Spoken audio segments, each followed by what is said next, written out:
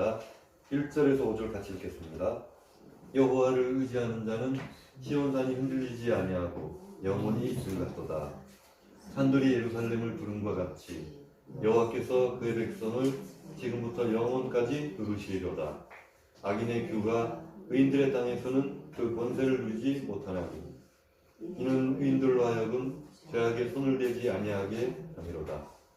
여호와여 선한 자들과 마음이 정직한 자들에게 선대하소서.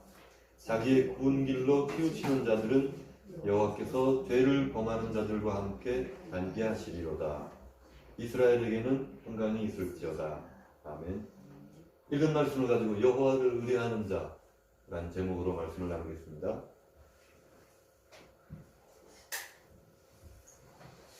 오늘 본문에 보면 자기의 굽은 길로 치우치는 자들이라는 말이 있습니다.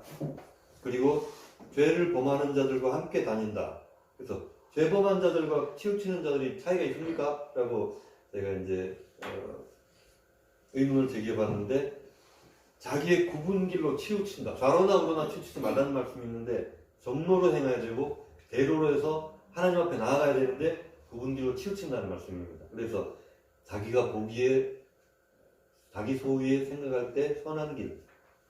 사사시대에 보면 사람들이 자기가 생각하는 원하는 길로 달려갔다. 그래서 자기 눈에 보기 아름다운 길로 갔다는 말씀이 있습니다. 그래서 하나님을 경외함이 없이 자기가 원하는 길로 행하는 자들이 있다는 것입니다. 그런 사람들은 범죄한 자들하고 별반 다를 바가 없다는 말씀을 하는 것입니다. 그런데 이스라엘은 우리들입니다. 믿는 자들에게는 평강이 있다. 한 번 어떤 목사님의 그 쇼트를 제가 봤는데 좀 충격적이었습니다. 왜 교회가 이 세상에서 빛과 소금의 역할을 못하느냐 라고 물으신다면 그 대답은 믿는 사람들이, 구원받은 사람들이 자기의 역할을 잘 못하는 것이 아니고 교회 안에 구원받은 사람들이 적다는 반증이다. 그 말을 듣고 제가 충격을 받았습니다. 예전부터 그런 얘기는 좀 있었습니다. 교회 안에 구원받는 사람이 얼마나 있느냐. 교회라고 하기보다는 엄밀하게 말하면 예배당 아니죠. 예배당 안에. 그래서 어떤 사람은 굉장히 박하게 한 교수님이 그 얘기를 하시더라고요. 신학교 교수님이. 한 30% 될까? 이러시더라고요. 그래서 제가 예배당 안에 있는 사람 다 구원받는 거 아닌가? 예배당이 구원방주 아닌가? 라고 했는데 그렇지만도 않다라는 얘기, 삶의 열매로 안다는 얘기입니다. 그래서 그때 제가 좀 다시 구원에 대해서 다시 생각하기로 했습니다. 아, 교회 다닌다고 다는 아니구나. 왜 그러냐 하면 당시 유대인들을 향해서도 너희가 내 이름으로 귀신을 쫓아내고 이적을 행하며 골목길 모퉁이에서 가르치면서 우리가 주의 이름으로 일컬음을 받는 자 된다 라고 했는데 하나님께서는 정작 내가 너를 알지 못한다 라고 하니까 우리가 생각하는 구원과 하나님께서 보시는 구원이 차이가 있습니다. 그래서 이런 부분에 대해서 우리가 좀 엄밀하게 해야 되지 않을까. 세례 예식을 우리가 또 진행을 하는데 세례 문답을 합니다. 근데 어떤 목사님은 굉장히 디테일하게 막 9주인가 이렇게 2달 좀 넘는 5주 들어가면 2달이죠. 2달짜리 그 세례 학습 문답을 해가지고 거기 다 통과돼서 교육이 끝나고 완전하게 이 사람이 정말 교인이다 싶을 때 세례를 주는 분이 있고, 또 예전에 제가 다니던 교회들은 그냥 뭐 학생들 모아가지고 전도사님이 공부시킵니다. 이래가지고 외워라 외우고 구원의 확신이 있나 그러면 네 그럼 오케이 통과 해가지고 앞에 세웁니다. 그래서 이제 뭐 대답 네 이렇게 대답하면 다 세례도 주고, 좀 정신없을 때 저도 세례를 받고 고1 때 세례 받고 그 당시 이제 같은 그 반에 있던 남자애가 오늘 나 미팅 가서 따라갈래 그래. 이렇게 따라가고. 그 세례 받고 아무 생각이 없는 겁니다. 은혜 받은 구원의 감격이나 이런 게 있는 게 아니고 그냥 뭐 주니까 차갑다 이러고 있었고, 이런 정신없는 젊은 시절이 있었다는 얘기입니다. 그런데 자신의 죄를 깨닫지 못하는 사람들이 어떤 사람들이냐, 또 하나님 앞에 나와 있는 선한 자들, 정직한 자들은 어떤 사람들이냐 이 얘기입니다. 그래서 우리가 이제 요즘이 좀 시즌이라고 그러죠. 봄, 가을. 3월에서 5월 사이, 또 9월에서 11월 사이. 그때는 정말 조금 규모가 있는 교회, 한 300~400명 되는 교회는 정말 줄초선이 납니다. 더울 때, 추울 때는 잔뜩 긴장을 해서 그런가 잘 안 들어가시고 봄, 가을에 많이 가시더라고요. 그래서 교육자 생활을 하면 봄, 가을은 정말 시즌입니다. 매주 한 주 걸러 아니면 거의 매주. 그래서 그 기간 동안에 한 많을 땐 15번까지 제가 치렀던 기억도 납니다. 그러니까 그게 하면 그냥 예배만 드려주고 오는 게 아니라 굉장히 뭐 입관, 뭐 임종 예배 있고 입관 예배 있고 발인 예배 있고 하관 예배 있고 기본 4개는 들어있습니다. 갔다 와서 유족들 위로하는 예배를 드리고 5개는 딱 기본으로 드리기 때문에 굉장히 소모가 좀 많습니다. 계속 우는 사람들 뿐이고 장례식장은 일반 사람들 아예 가지도 않습니까? 기분이 좀 어둡다고. 그래서 그런 것을 한 2-3달 계속 하다 보면 좀 지칠 때가 있더라고요. 근데 그때 제가 안타까운 점이 뭐냐면 잘 밀당하신 분들은 별 문제가 없습니다. 그런데 교회는 오시긴 오시는데 조금 물음표 있는 분, 이분 구원확신 있는지 없는지 제가 봐도 막 헷갈리는 분, 아니면 좀 아닌 분, 그냥 교회는 막 왔다 갔다 이렇게. 그때 교회 옆에 빵집이 하나 있었는데 하이밀인가 무슨 제과점인데 우리 담임목사님 그 얘기를 해요. 저 하이밀은 그렇게 오라 그래서 어쩌다 한 번 오고 교회 주차장 이용하려고 그냥 교회 정만 둔 거 아닌가 의심을 하시더라고요. 저도 속으로 아이고 이제서야 뭘 좀 보시네. 그 집 빵 너무 맛없어가지고 제가 참 싫어했는데 왜 제가 이런 얘기를 드리냐면 교회 안에 있다고 다 구원받느냐 그건 아닙니다. 그래서 참 안타까운 것은 그분이 나의 부모님일 때 정말 안타깝죠. 그래서 저도 이제 이번에 같이 의논을 해가지고 이번 부활주일은 이제 부모님들 또 가까운 친구들 그분들을 이제 모셔다가 다른 거 할 게 아닙니다. 그 그림책이라는 게 있어요. 뭐 노란색, 뭐 까만색, 흰색, 빨간색 해가지고 그 간단한 그 구원의 도리에 대해서 전하고 영접하실 분은 같이 기도합시다 해서 기도시키는 그겁니다. 그거만 딱 하고 구원 그거만 이제 건드리려고 합니다. 사실 그게 제일 중요하거든요. 오늘 제가 우연히 또 어떤 보다가 타이타닉에 대한 걸 보게 됐습니다. 1912년 지금으로부터 111년 전 4월 14일에서 15일 사이 11시 40분에서 오전 2시 20분까지 북대서양의 타이타닉 여러분 잘 아시죠? 2224명이 탔는데 1514명이 수장되고 710명이 살았습니다. 주로 여자와 아이들 위주로. 영국의 사우샘프턴에서 출항해가지고 프랑스 쉘브로와 아일랜드의 퀸즈타운을 거쳐서 4월 17일 아침에 미국 뉴욕에 도착할 예정이었는데 중간에 빙하에 의해서 유빙이라고 그러죠. 북극해에서 떠내려온 여러분 지도 보시면 알겠지만 영국하고 북아메리카하고 이렇게 북극하고 가깝지 않습니까? 유빙이 내려와가지고 그 무렵에 굉장히 이렇게 무선이 많이 왔답니다. 주변에 유빙이 있으니까 조심해라고 왔는데 이 사람들은 이 회사 소속도 아니고 다른데 파견온 직원들이 조타수들이 그 안에 있는 사람들의 그 정보 같은 것들을 다른데 그 우편 잡무에 시달리느라고 이것에 대해서 그렇게 신경을 안 썼답니다. 이 시즌에는 봄에 이제 얼음이 녹고 하니까 많이 있는 일이다라고 아주 가볍게 생각했다라고 합니다. 그리고 마침 또 쌍안경 보관함의 열쇠가 인수인계가 안 돼가지고 쌍안경이 없이 육안으로만 관찰해야 됐다. 그러니까 이 빙하가 20m짜리에 부딪혔는데 발견할 수가 없었습니다. 나중에 그 시뮬레이션을 해보면서 그 쌍안경으로 보니까 쌍안경으로 봐도 그냥 까만 동그랗게 없었다. 그러니까 쌍안경으로는 뭐 별로 도움이 안 됐다.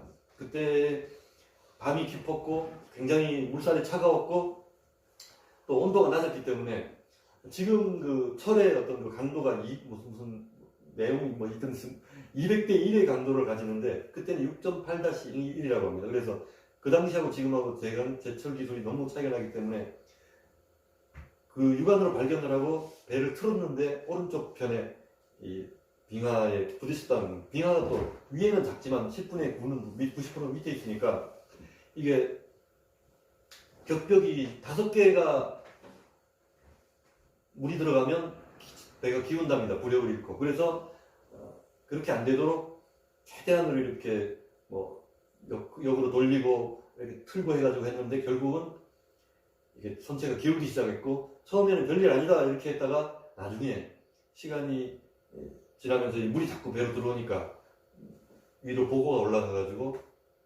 선장이 안 된다, 이거는 판단을 내렸다고 합니다. 근데 참 공교롭게도 그 주변에 있었던 배가 하나 있었는데, 그 배가 마침 그 한 명밖에 없는 조타수 통신수가 그걸 끄고 자문이 들었다고 합니다. 그래서 그 구조 신호를 받지를 못했대요. 그리고 그 다음 멀리 있었던 배는 이제 처음 있던 데가 캘리포니아 호였는데 그건 못 듣고, 그 다음에 전속력으로 달려왔는데 거리가 너무 멀어서 4시간 만에 도착했다. 이미 다 상황이 끝나고 도착한 겁니다. 그래서 4월은 참 잔인한 달인 것 같아요. 4월은 주님 돌아가신 달이기도 하고, 우리도 세월호의 아픔을 겪으면서, 저도 세월호 사건 지난 후에 운전하고 다니는데 막 눈물이 줄줄 나더라고요. 저 아무 상관도 없지만 그 젊은 아이들이 희생된 걸 생각하니까 너무 마음이 아파서, 한동안은 제가 4월은 또 유난히 또 하늘이 맑고 막 꽃도 피고 좋은데 한동안은 4월이 좀 싫더라고요. 이게 좀 세월이 어느 정도 지나서 지금 좀 상처가 아물긴 했습니다만 여전히 그 아픔들이 있습니다.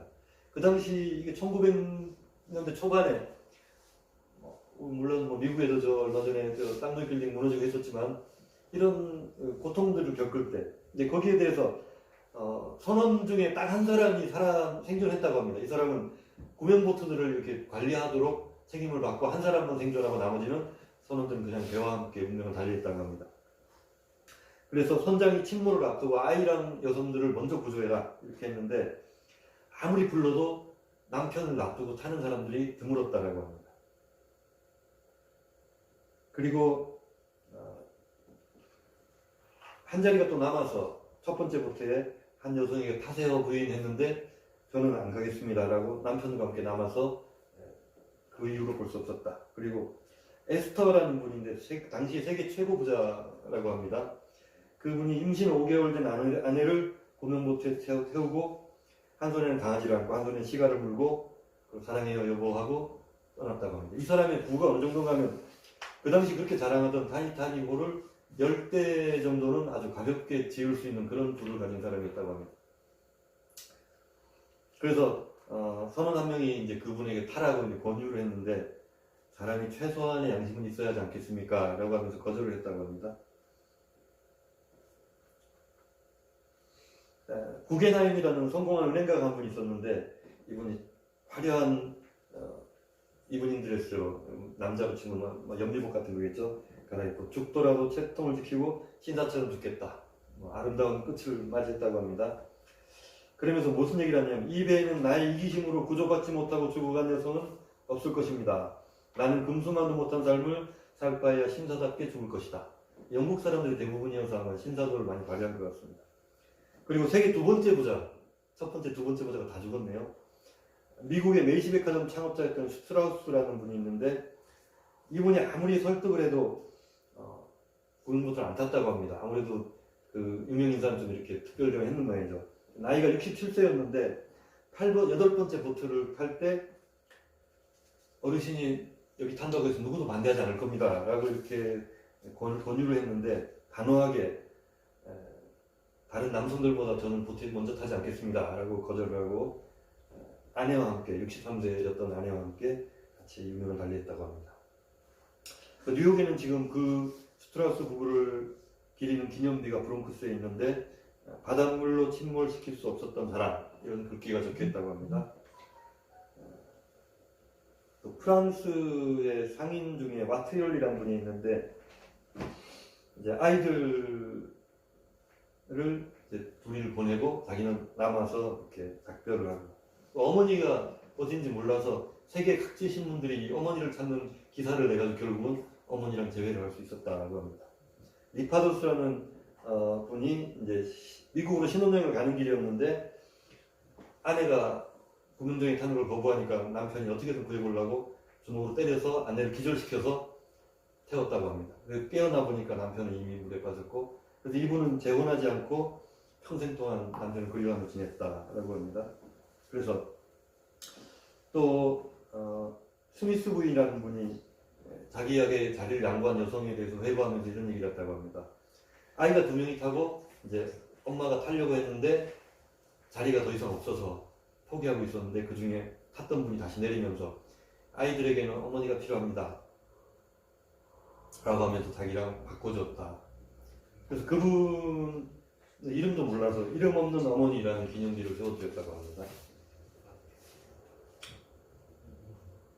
그리고 내가 이제 가라야 앉기 시작할 때 모두 당신을 사랑합니다. 뭐 이렇게 부부간에 작별인사를 하면서 일본의 철도원 차장이었던 호소 노넥스트라는 분이 있는데 이분은 여장을 하고 아이들과 여성들만 탄 10번 구명보트 마지막 보트인 것 같아요.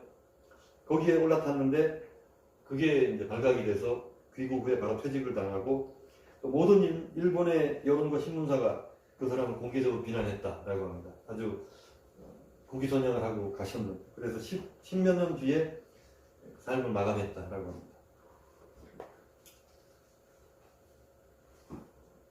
그리고 이 타이타닉호를 건조했던 화이트 스타라인이라는 선박회사 사람들이 이제 희생자들을 애도하는 그 전문에서 남성들의 희생을 요구하는 해상 규칙은 그 어디에도 존재하지 않습니다.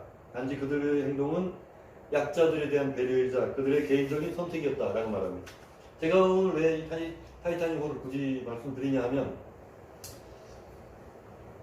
죽음 앞에서는 사람이 숭고한 마음이 들지 않습니까? 생명에 대한 경우에 또 남을 먼저 보내고자 하는 이타심 그리고 인류애들이 막 발휘되는데 일상에서는 그렇지 않다는 것입니다. 일상에서는 그냥 각축전, 아귀와 같은 삶, 약육 강식 이런 것들이 휘둘리며 살지 않습니까?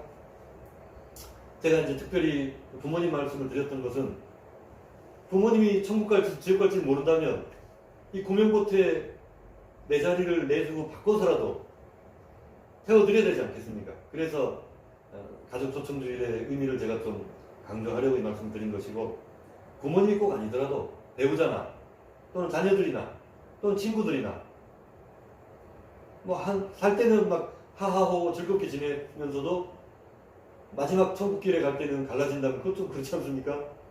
어떤 분이 나중에 늦게 예수 믿고 그 말을 합니다. 어떤 여자분이 이 좋은 거를 왜 아무도 나에게 말 안 해줬느냐 라고 원망을 하는 얘기를 들었다고 합니다.